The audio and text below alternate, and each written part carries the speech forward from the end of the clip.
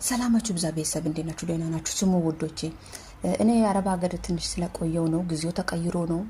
እኔ እውነት ትናንትና አሁን ያላዘር ማዘር ምን ሆነች? 3 ሴት ይዛ መጣ። ምረጥ፣ ልብስ ነው፣ ጫማ ነው፣ ሱሪ ነው፣ ህይወት ነው፣ ለሱ ብር ነው። ሴት ይዞ ሴት ቢሄድማ ሴት ይመጣል፣ ግን ሴት ላይ ሴት ጠፋ እንጂ ሴት ቢሄድ እኮ ሴት እንደሚመጣ ማንም ያውቃል። ግን ሴት የሚሆን ነው የጠፋው በአሁኑ ሰዓት። ሴት የሚሆን የምሬ ነው። ትንሱ በጣም ታሳዝናለች። በዛ ላይ እርጉዝ ናት፣ ነፍስ ጦር ናት፣ ብዙ ነገር ያስፈልጋታል።